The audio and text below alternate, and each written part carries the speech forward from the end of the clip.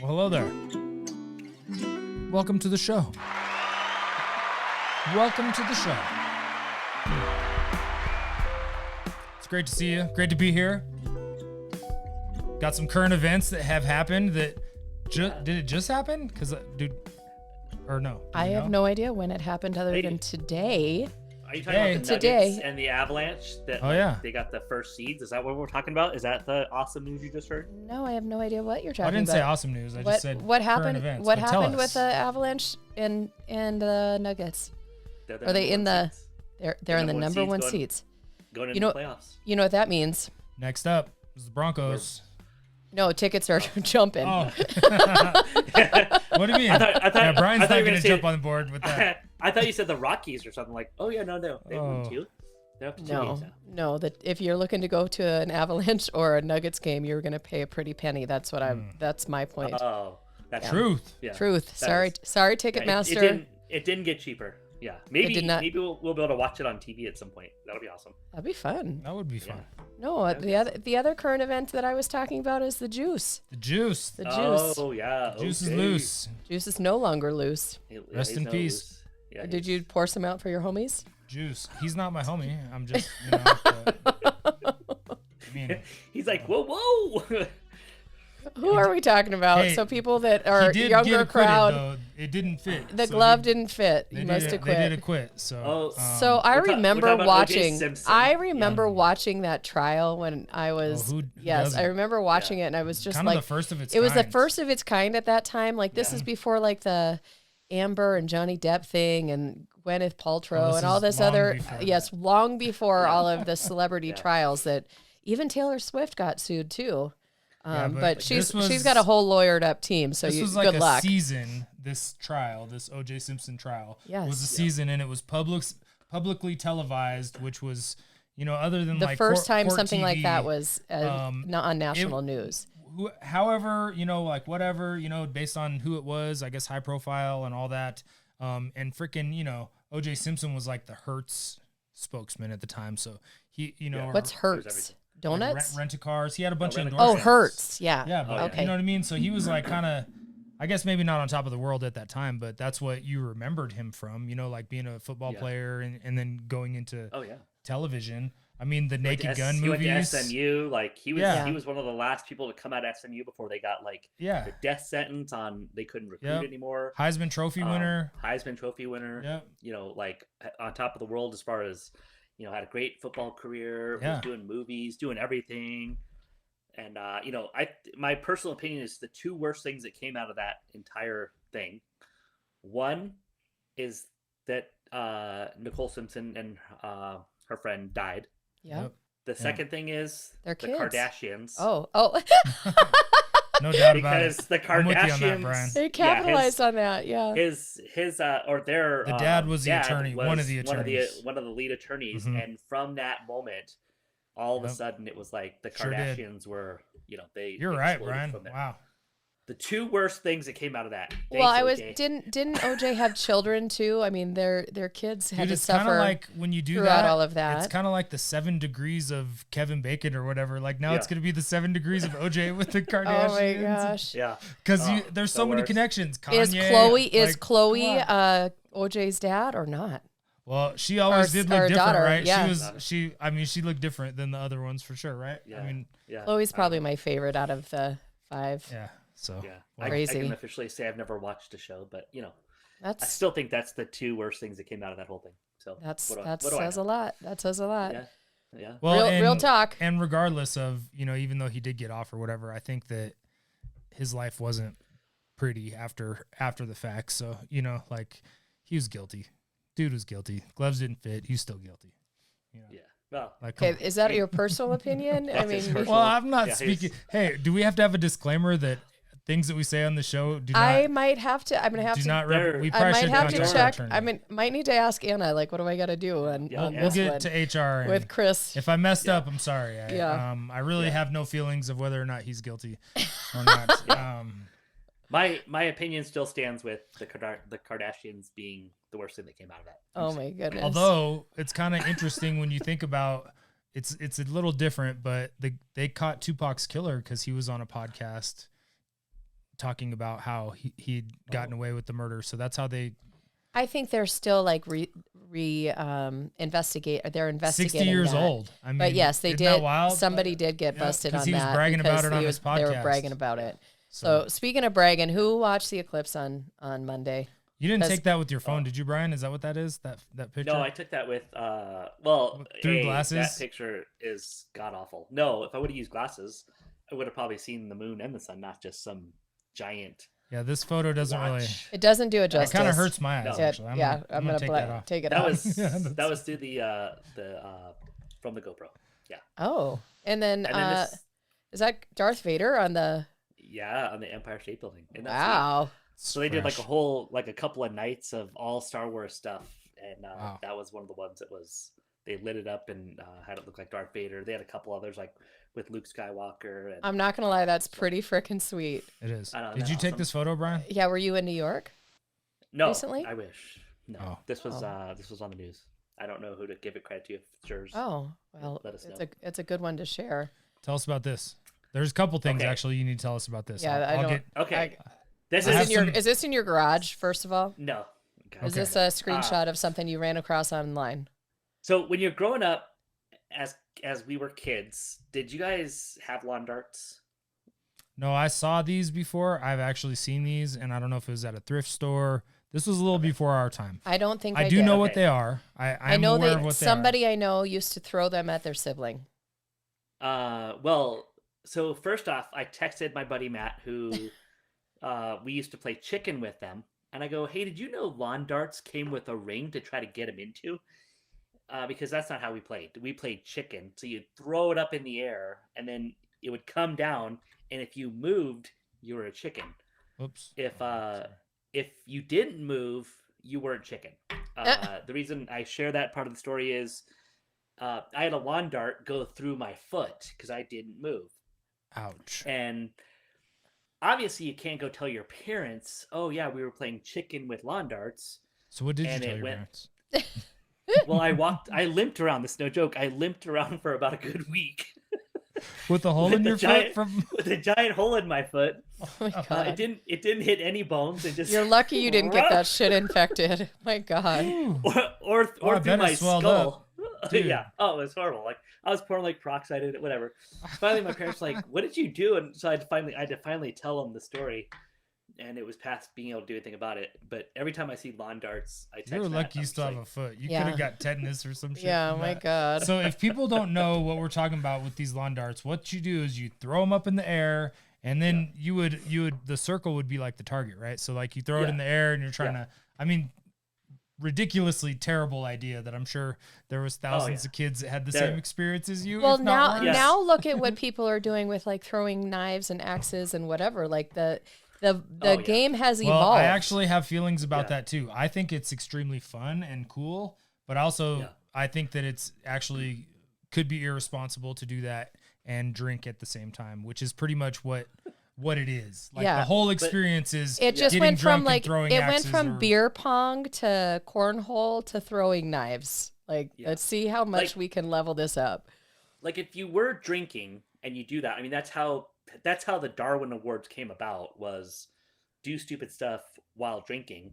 Mm-hmm. If Matt and I at the time were drinking, I could have definitely got at least a runner-up on a Darwin Award. But you know, I think when you start playing with axes and such, and you're drinking, you're like, what could go wrong? What could go wrong? Yeah, they do not manufacture those lawn darts anymore, and that's a bummer too because I was actually hoping that you were going to say, "Oh yeah, this is a picture at my brother's house," and I was going to be like, "Will he sell me that cutlass?" Because that thing is clean. That thing is tight. Like, come on, whose cutlass is that? That thing is super clean. I do want me an old boat. Yeah, I do want me an old boat. That cutlass is. You gotta have fins though. Like you need a car like with like the old school. I know, but I want an El Camino, Brian. What's cool though is that this now, you know, these cars like from this era are actually now classics. So it's kind of a neat time. I do like a Cutlass Supreme like that, but like I've told Shannon, if we were gonna go that route, because she, you know, she likes, surprisingly, that's her jam. We've seen a couple of those restored, and Shannon's like, man, I really like that. But I would like a Grand National. So I would love to have that old boat of a car where I could just roll up on somebody. So the Grand National is a Regal rev it, T-type body. It's a Regal body like that. A Regal is a Buick, so it's actually a little nicer, and it has a turbo V6 in it, and they are just nasty. I want like an all black or a shiny silver. Well, they're black. Yeah. The Grand National comes in black. Yep. Oh, it's only black. That's like the one that it's you just touch the gas and you've already burned through like 2 gallons of gas. Yep. You're like, done. If they're done right, they can do wheelies. That's what I'm saying. Like on the old would school, would you add hydraulics on it to lift it and all that? No, it's not that kind of car. Oh, okay. Trust me, I know the lowrider scene. I got some friends in that. I don't know. Just Might have throwing grew it up out around there. that. Throwing it up in the lawn dart area, see if it sticks. I don't know. Anyway, now I sell houses if you didn't know. So oh my gosh. let's talk about this house. That one is Cody's listing here in the Springs. Let me get the address. He went on the market last week. He's got a great property over in, I think it's in Claremont Ranch. So near the military base. Really good location. Used to live close by. Had friends that lived over there. Yes. Lots of, let me get to the. Great location, close to Highway 24, which pretty much gets you, right into downtown Colorado Springs quickly. But yet you're, by all the military installations and everything, all the amenities of out east too. So a really good location. 5 bedrooms, 4 baths, 2-car attached garage, 2,830 square feet. Nice house. Really nice house, open concept. It's of course got AC, brand new furnace. So a lot of the bells and whistles that you want at a really, really great price point here for Colorado Springs. So if you guys have questions on that, let's get you into the house and seeing it, because this one's going to go. I'm not sure when, but it's going to go. So let us know if you have questions. It's a good one. It is a good one. Speaking of good ones, we've got this bad boy. Oh, that's not a... that's the side shot. Another side shot. Hey. Yes. Yeah. So I'm building up to it. You are building up to it. So we just look at this shot. I mean, come on. Yeah. Views. That's a moneymaker right there. I do love the view. The view is wonderful. Yeah. Centrally located. It's got my wheels turning. I'm not gonna lie. It does. Yeah. That's great. It's got my wheels turning. So it's a 4 units, so it's a quadplex here in Colorado Springs. Each unit has 2 bedrooms, 1 bathroom. Been recently updated, brand new roof, mini splits, new paint, new siding. It's a sweet, really great area. Oops, sorry. Super central, close to everything. So you can live in 1 unit, rent out 3, use it as an investment property. We have lots of different options for you on this one, and showings are opened up. So if you want to take a look, let's get out there. So hit us up. Like big pieces on this. Like if you really are thinking about like you're in the military, you're an FHA buyer, you can put down as little as 5% now as an FHA buyer, and then use the income of the units to qualify. So this is a great opportunity if you want to jump into that investment strategy. That's what I'm talking about. That's the wheels I was talking about that are crazy. turning. You want to go live in there? Yeah, I think that's the only way to do it. No, I actually do. I think that would be the way to do it. Right, Oh. but there's so many veterans down That's there what you'd have to do. Veterans down there that and current active military that can live in it. Basically, you'd live for rent free. You would lease out the other 3, get that bad boy up and running, and then down the road move into your next one. But that's a great way for if you look at Bigger Pockets or anything else like that, they talk about being an owner occupant into multifamily all the time as a fantastic strategy, because you don't have to buy 4 units. You're buying 1 building that has 4 units in it, and it's a cool situation. Doing it over 4 years of like moving in, buying another one, you move in, you rent it out. When you go look for your next house, you rent out the one that you're living in, and now you have another stream of income. So it's a great opportunity. So we can talk about that until the cows come home. No doubt. That's one of the things we were going to talk about last week, if you remember, was renting and the investment. You'll have to kind of pop in here, Brian, because we had something on our agenda around the rental market and investment firms buying properties and what that's actually looking like in today's space versus 5 years ago. Yeah. Am I ringing a bell with that? Yeah. So you're close. It's 6 years, but you hear on the news a lot, right? So right now everybody is, you're hearing all this information, which necessarily isn't great information, but you've heard about the NAR lawsuit. You've heard about they're going after lenders right now for fees that are on borrowing the money, which that's not really in the lender's control. There's fees involved with borrowing money depending on where you get it from. And now the other one big thing that you hear all the time is that all these companies are going after all of these properties, and they're buying them, and no one else can buy them.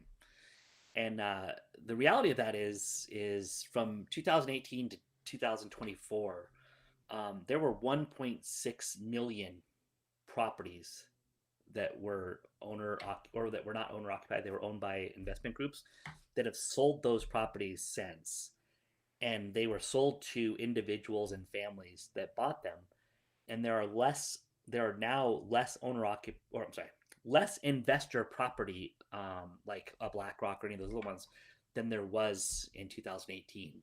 And part of the problem that you're not hearing in the news, and that's not getting a lot of the publicity, is interest rates are high. If my interest rates are 6.5, someone said they might go up to 7.